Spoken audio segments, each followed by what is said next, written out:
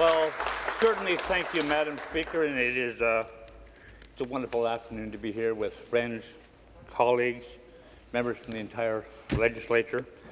And as has been mentioned by other colleagues, this really is in one way a bit of a bittersweet moment. As Shakespeare said, and a lot of you know I like quotations and their sayings, but you would all remember this from back in the high school days, parting is such sweet sorrow. Well, sorrow in the course that I will miss our daily interactivities, varied though they may have been at times, but sweet with the memories of the times that we have shared together, whether it was in the legislature here, whether it is during a social moment downstairs at an event, at a reception where we might have even, I'm not sure if it was tea, milk, coffee, or a Billy Walker, but it could have been one of those. And of course in my office where we know what it was. But I can say without a doubt that the role of serving as an elected member is and has been an absolutely awesome privilege. But after 9 elections, where I have been proud to serve municipally, federally, and provincially, my family and I now believe it is time to move forward, to embrace new opportunities. That said, I counsel members in this House on both sides to continue to be kind to me as I prepare to put my thoughts into print in a book that I'm writing, and I have a long memory. So let's make sure that your thoughts are positive. But you know, whether I served, whether it was municipal, federal, and now provincial, I truly, truly believe in our democratic process. Are there and do we have all experienced trials, tribulations, and challenges? Of course. But in retrospect, the benefits and the accomplishments have done justice to the time-honored simplicity of a singular question. That's why. Why do we, or why have we made this commitment to public service? Well, for me, I believe the simple response would be that it is an incredibly rewarding experience to be able to help people, to assist them, to provide guidance, support, counsel, whether we were assisting constituents in so many ways, providing, as I mentioned, counsel to our local municipal partners, or helping establish and shape a template for a caring, sharing society. It has been an absolute honor to work with so many talented people, and I can say without exception, I've worked with a pile of people at the different levels, and this group that I'm working with, both across the aisles and certainly on my side here, wonderful, wonderful, talented people. You're a credit to our province and our country, and I thank you. Now, from my long ago past when I was a young man, very young, as a police officer with the Ontario Provincial Police, the motto was, we serve and protect. And of course, my many years of business in the hospitality field, where I really learned how important and critical personal care and attention matters. Well, these experiences, then, they helped shape my entire personal priorities for my 20-year-plus service in politics and the different levels. As a result, very simply then, our introduction to every constituent, whether it's myself or every one of my staff, has always been consistent because it's been shaped to legitimately and meaningful say, how can we help you? And really, that's what we're here to do, colleagues. We're to help our friends, our constituents, even our enemies, and of course, our province and our country. And as most of you know, it's tremendously satisfying to know that you have made a positive contribution, whether it be to an individual, a group, an organization, a municipality, and certainly, though, to our province and our country. Truly, that is our raison d'etre. Now, many years ago, when I was first elected to the House of Commons, a wise old mentor said to me, he called me and said, you know, Daryl, there's only been a few thousand people ever elected to there. When you walk through that curtain, just get to be one of the very privileged people in the legislature that have ever done that. I didn't think too much about it until I walked through that curtain, because what he said, you know, Daryl, you're about to join one of the most exclusive groups in Canada. And I thought, hey, that's pretty good. Sounds neat. He said, it is exclusive in its perks and privileges.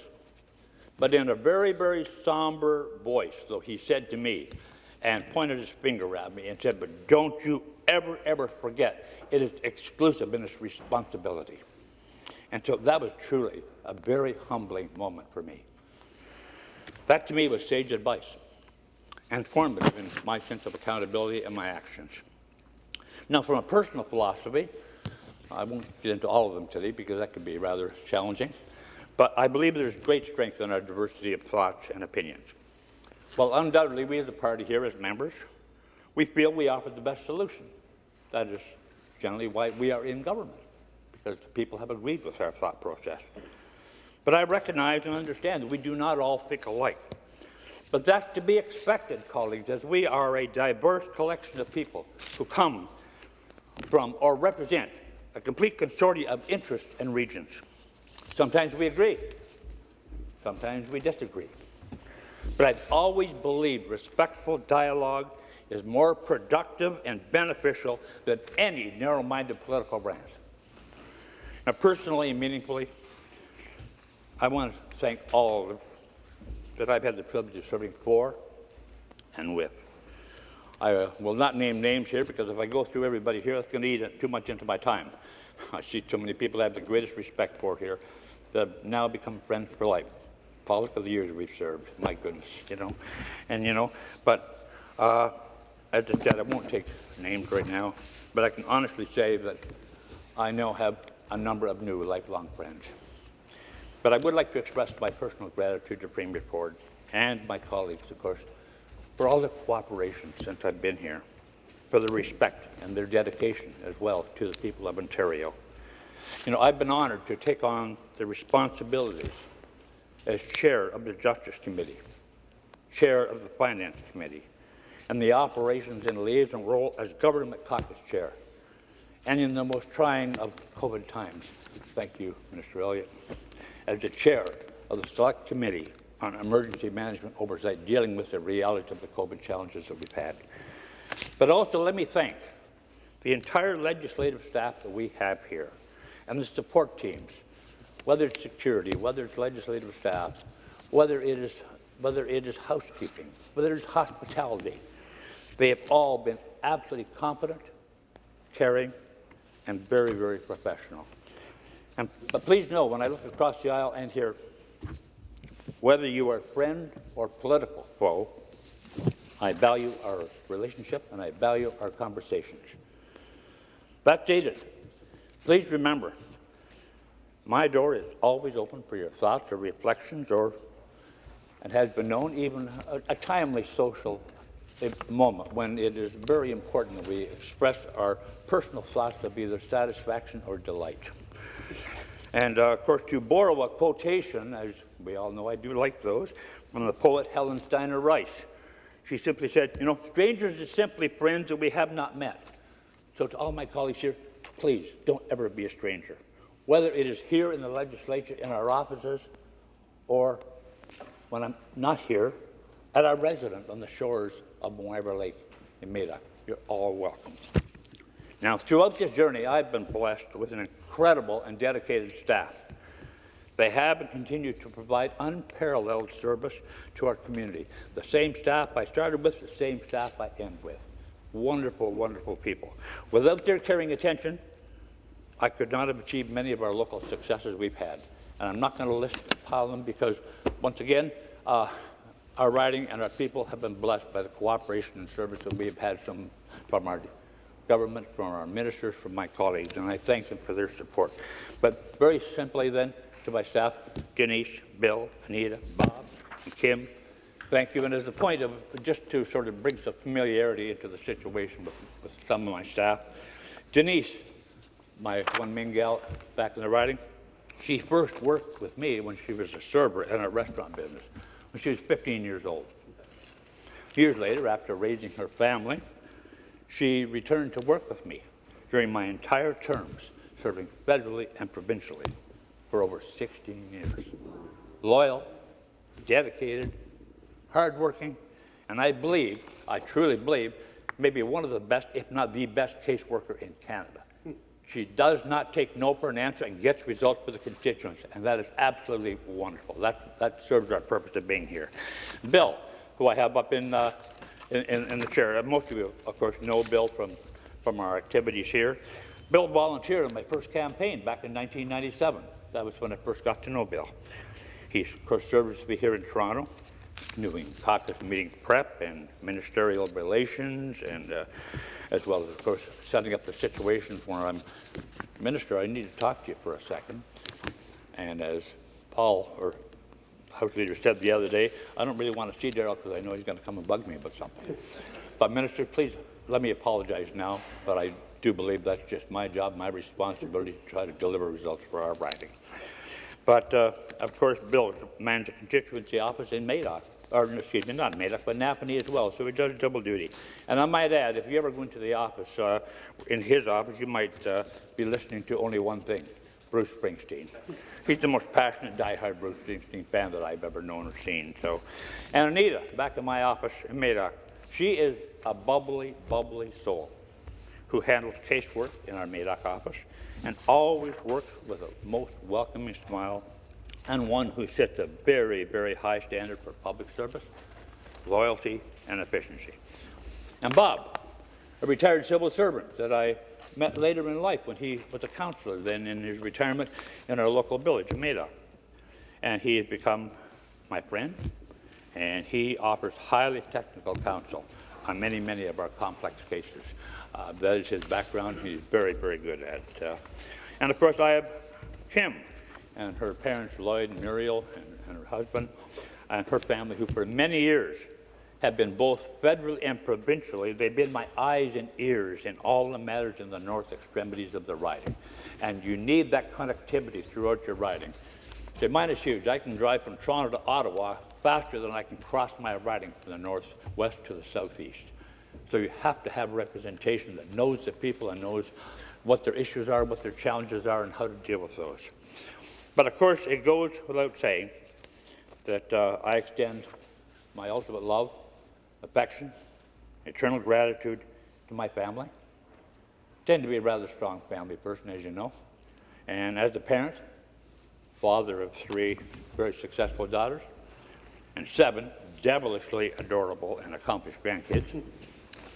My daughters, Dr. Carrie Kramp, a research chair, Terrell, with us here today, a senior executive of Sun Life, Shelby, not here, but she's serving in Ottawa right now, a federal MP, who shares with me the distinction of being the first father-daughter MPP in Canadian history.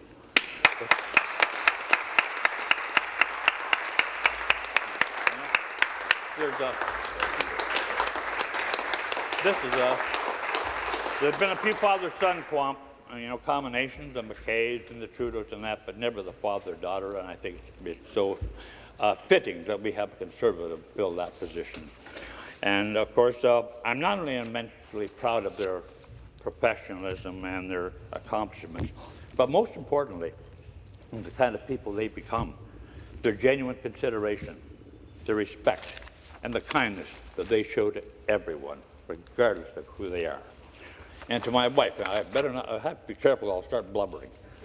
I'm a bit of a big suck, as you know, but to my wife of 51 years, hard to believe, up here.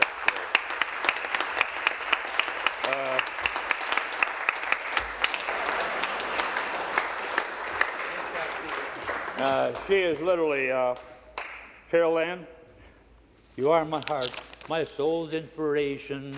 Anyways, my apologies to the Righteous Brothers for that, but literally she is the love of my life and the most caring person that I have ever known. And I went through some serious challenges, as we all know, but without Carol Ann's dedication and devotion, my recovery from that major health challenge probably would not have happened. Wouldn't have been possible.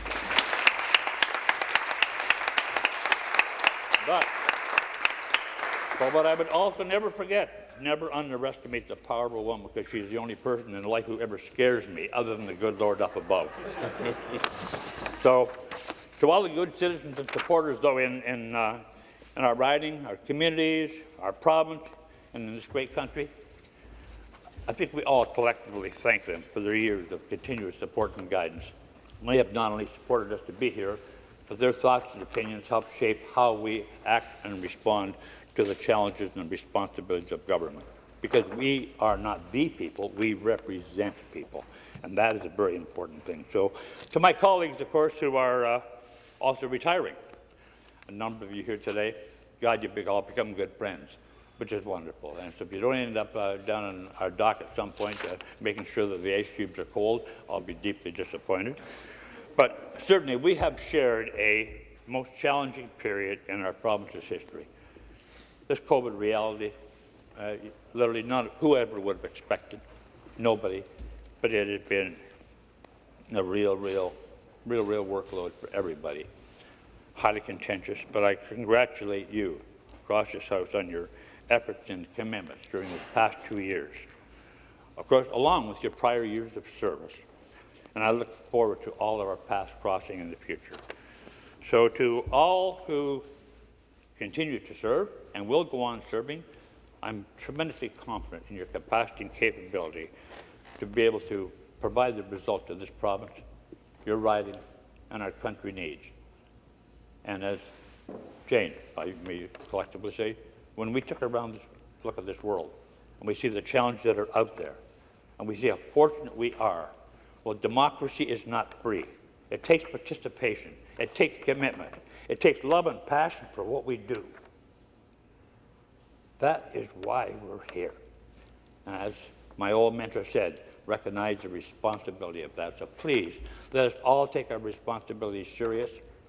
It matters. It matters very, very much. So I wish each and every person retiring and coming back here to do yeoman's work great success, health, and happiness to each and every one of you. God bless.